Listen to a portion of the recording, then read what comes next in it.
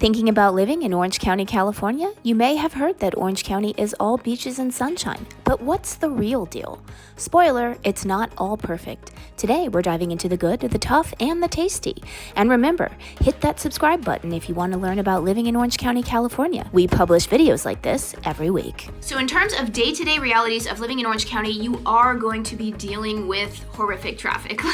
There is no getting around it. But I will say that the traffic in Orange County, I don't feel like it's any worse than any other big city. Like my sister lives in the Dallas area. It's pretty horrible there. And I also will say that, like Sean will say this all the time. I know he's like dying. I can tell. I know. I'm like chomping at the bit here. He's dying to Let me speak. He's dying to say that the traffic in Orange County is not as bad by a long shot than LA, the Inland Empire, and San Diego. You want to talk about that? Yeah, so on an absolute scale, our traffic is an F+. Graded on a curve, we're an A. So. No, I'd say still C. Compared to our surroundings are horrible. I mean, if you hate traffic, like not everyone wants to live in a big city, right? That's true. But it's on a curve. Our curve is actually like Southern California. For Southern California, Orange County is surprisingly not as horrendous. Yes. This doesn't mean if you're like me, you're not going to be sitting screaming in your car, your kids in the back of the car being like, Mommy is saying a lot of bad words. Like, yes, traffic is very, very frustrating, but way worse in LA, Inland Empire, and San Diego. Yeah, we do have, for as small of a landmass as we do have, we have actually a lot of freeways to go through here. And we have both, obviously, normal freeways as well as toll roads. I know that, again, depending on where you're from, you might be going, oh, well, what's wrong with toll roads? For obviously us here, not having grown up with toll roads, I really hate to use them unless it's absolutely, absolutely necessary. Yeah, sorry to interrupt you, but they're also very expensive. Like my sister lives with toll roads, they're not that expensive, the ones that she deals with. Our toll roads, they're crazy. Yeah, they can save a good amount of time depending on where you're going to, right? But so we have the toll roads, so there's that option. It's more of an in case of emergency break glass kind of thing, but it is a nice to have certainly than not having it at all. The second thing is that we have really major arteries. So our streets, especially our thoroughfare streets, they're huge. They're 6, 8, 10 lanes across. So they're almost freeways in and of themselves. And they can get moving up a pretty good clip at 55 miles an hour. So when you're actually looking at a map of Orange County, you'll see these nice little gray lines that are, kind of feeding into let's say the 5 freeway. And those aren't just small little surface streets. They're really big and they're really good at funneling people through. Some places are, like San Diego, LA, and Inland Empire. There's really only one way in a lot of these situations. And for instance, when we used to live in Irvine and we would let's say commute somewhere, we would very rarely take actually the freeways themselves. We take side streets. Yeah. And again, when I say side streets, these are big thoroughfares in and of themselves. Yeah. So before we continue, let's introduce ourselves. I'm Sean Dezad. And I'm Courtney Dezad. And if you're watching this channel, you might be thinking, wow, Sean, I love Orange County. I love the blue skies. I love the beautiful weather. I love the Pacific Ocean. I can't wait to move it here. Now, the problem is I'm not local. I may be out of state. I may be even out of the country. So I don't know what to do. I totally get that. That's when you reach out to us so we can have that conversation, find out specifically what you're looking for. We can be your boots on the ground. We can do virtual tours of the homes, as well as the neighborhoods, really giving you a good feel of what's out there. So when you do come out here, your time is spent super efficiently. So what you want to do is when you give us a call or shoot us a text. Yes, that number is a cell phone, so you can call us or text us, or you can use WhatsApp if you're outside the country. Now, having said that, so although our traffic by car is actually surprisingly decent compared to our surroundings, we do not have really good mass transportation at all. We don't have any subways in Orange County. We do have the Metrolink, which is kind of it's like a light rail system, but it's not that robust and doesn't really branch out very far and doesn't have a ton of different stops all over the place. It's not like in New York City by any stretch of the imagination. So in our bus system, again, it's good for what it is. It's not ideal, obviously. It's not compared to New York City's subway system or anything like that. So just to explain, kind of you can see the difference between Orange County and LA and even San Diego with the traffic because Orange County is a lot newer than LA and San Diego. So LA and San Diego, they didn't have the luxury of planning that we did in Orange County. So that's why a lot of these things that you notice in LA and San Diego, you don't notice them as much in Orange County. It's all because of the planning. It's just newer. And that's just the way it is. Yeah, some of these streets in LA, you could just tell that the way it was made was kind of for horse and buggy kind of stuff. It really was not cars in mind at the time, where you'll see these streets are very, they have these kinks in them where it's not a smooth flow to them on some of these streets. Whereas in Orange County, nice smooth curves and all that other stuff. So again, it's a lot smoother ride in Orange County for sure. So now let's talk about taxes. Orange County, obviously, you know, they call it the sunshine tax. It's so beautiful. You saw the clips in the beginning, the beautiful beaches. There's a price to that. So it ain't cheap. It ain't cheap. We have very high taxes in California. We're one of the worst. I think we're tied with New Jersey for one of the worst in the United States. I think New York and maybe, is it Hawaii that's worse than us? That's pretty bad, yeah. Yeah, and then so obviously one of the worst. Yeah, we're in a pool of really high tax area for sure. Yeah, and then do you want to talk about property taxes? That is one area that's not as bad as you might think. Yeah, so obviously, our state income tax is one of the highest, if not the highest, especially in the highest tax bracket in the country. So we have that, right? Then we have sales tax. Yeah. And depending on what city you're at, it actually does vary. It could vary by about % or so. So it really can actually be something of a difference there. And then of course we also have like property taxes, like everywhere else does. Our property taxes are actually. Now, there's two components to it, I should say. So there's one, like your typical property tax rate, which is about 1.1% of the assessed value of the home, which is usually set at the time of purchasing of the property. And then there's what they call Mello-Roos. Now, this doesn't apply to all properties, so this is an additional tack on to fund new infrastructure, new roads, new schools, new fire stations. So there's two components to the property tax thing. Now, kind of setting Mello-Roos aside at the moment, the nice thing about the property taxes here is because of Proposition 13, you do have the ability, what you do have is that the property tax, or the assessed value of the home, which the property taxes are based off of, are more or less set at the time of purchase. So the most that they can go up in a given year is about 2% per year. And that even includes years where we've seen the appreciation of the properties go up by at least 20%. So you'll see that people have owned their properties for 20, 30, 40 years. Their assessed value, so therefore their property taxes, is way lower than the market rate would be, normally. And then stay to the end, and we will tell you some of the areas where you don't have to worry about Mello-Roos. So that is a consideration sometimes for people. Yeah, because Mello-Roos can vary widely, so it's an additional tack on, like I was mentioning, but it could be a few $100s a year. It could be nearly doubling the property tax rate. So it could be pretty significant. So definitely you want to stay till the end. And then just to sort of, give more of an overall idea of the overall cost of living of Orange County, obviously it's extremely high compared to the national average in the United States. However, I will say that Orange County, it is a paradise, right? And usually when you're living in a paradise, you're paying for it, right? And we would argue that for like to like anything in Orange County versus like LA, if it's similar neighborhood, similar type of home, it's going to be more expensive in LA. It's going to be more expensive in Northern California. So we find that Orange County actually is a really good deal, especially when you consider that Orange County,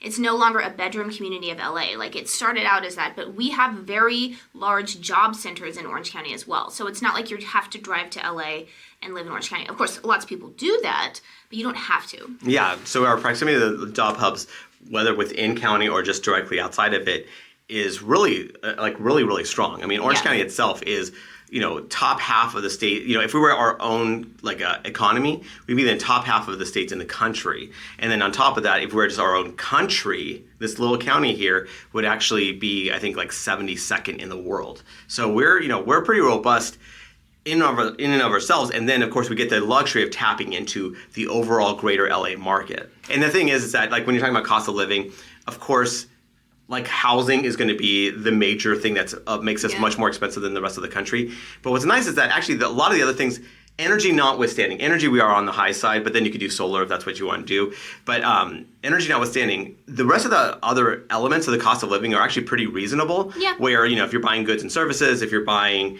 with transportation, with a lot of these other things like health and health and wellness stuff, we're actually not, we're right up, we're pretty much average. It's just that obviously these couple things tacking on to it, especially the housing, really kind of blows things up. Now let's move on to tasty treats. So the food culture in Orange County, I actually think that is one of the hidden benefits of Orange County and all of California, because California is the breadbasket of the United States. So everyone I know that's moved away from California, which sadly is a lot of people, they often say that's the one thing that they really miss, other than the weather. Yeah, I was like, other than the weather. There's one other thing, kind of an important thing. The weather is a given, but the thing that they don't think they're going to miss, and then they actually do, is the food. Just the quality of the produce, quality of the meats. because the variety. Everything is locally, no, I wouldn't say everything, but a lot is locally grown in California. And then also the variety. Yeah, like you get a variety of all sorts of different types of foods. Like you just miss it in other areas. Yeah, I mean, you can really taste the freshness. I mean, again, we're hippies here in California, and again, Courtney and I definitely buy into the whole quality of food, right? There's this episode of Portlandia.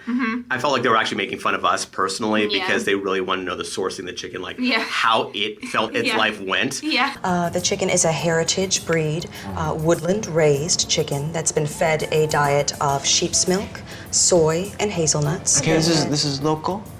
Yes, absolutely.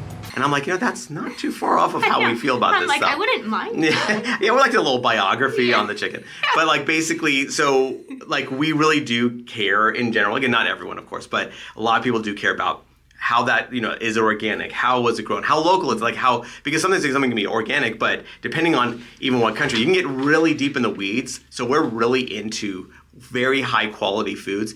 And then a lot of those farmers are obviously selling to the local restaurants here. And then you feel that food come out in the different cuisines as well.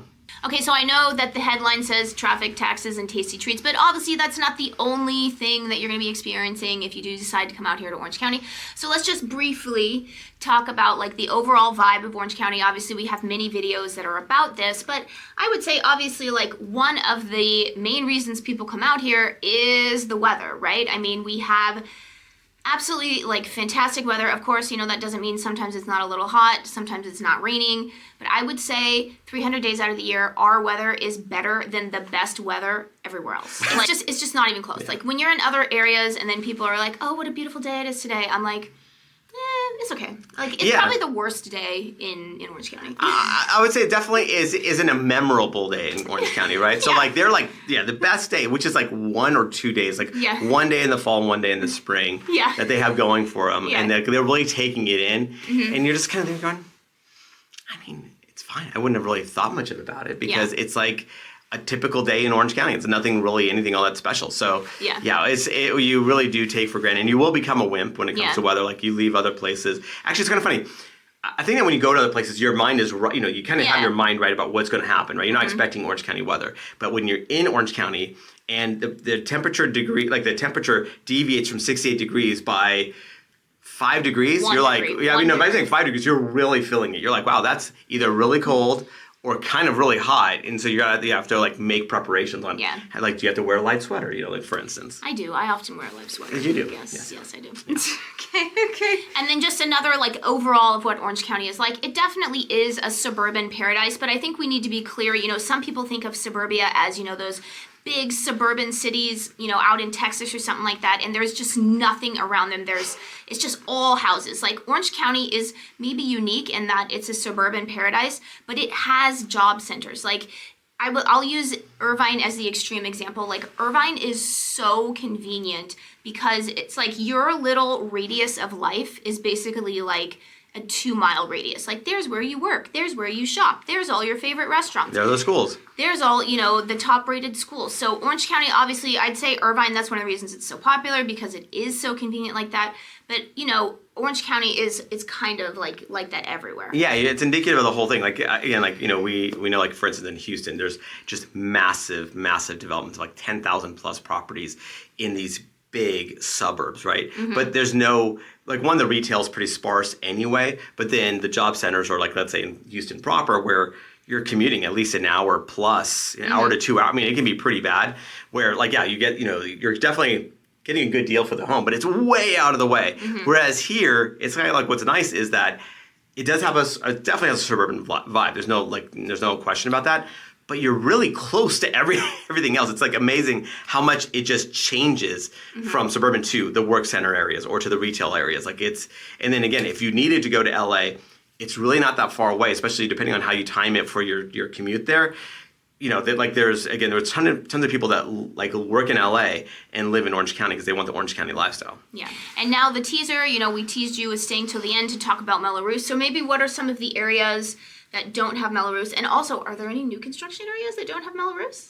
There's some pockets like Baker Ranch which is in Lake Forest, has some degree of that. There are different pockets within. Obviously, you want to reach out to us so we can specifically pinpoint what properties, because also it's not just the fact that it may or may not have Mello-Roos. It's one, how long does that Mello-Roos last? Because the idea is that it's actually supposed to fall off after a couple decades. So a lot of the stuff that was built in the early 2000s, they're either just phasing out Mello-Roos itself or it's already phased out, period. So the stuff that's built like 2000 and earlier, pretty safe bet there's no Mello-Roos. Stuff that's built right around the early 2000s, it may still have Mello-Roos, but it may be falling out soon. And then the stuff that's like brand new, for instance, Rancho Mission Viejo is a really large area that's of new construction. Again, one of the few pockets of Orange County that has new construction en masse, and their Mello-Roos rate, when you tack it on to the property tax rate, is about 1.9%, which is almost double the 1.1 of the typical property tax rate. So that's a pretty significant one. And their Mello-Roos is going to last, I think, for about 40 years. So it's just one of those things that you just got to be aware of that, again, that's why you reach out to us so we can kind of guide you through. So we'll tell you, does that property have Mello-Roos? How much is it, and when is it supposed to fall off? And then two, what are the HOA dues as well? And then of course, then you have your other general housing expenses. So that way you have a good understanding of the entire, enormity of what your expenses are for any particular home. So would you say a good way to say it is South County, meaning Irvine and South, you're more likely to have Mello-Roos than you would have North County because North County's older? Yes, exactly. There are some little pockets, maybe in Yorba Linda and stuff like that could have a little bit, but in general, it's South County for sure.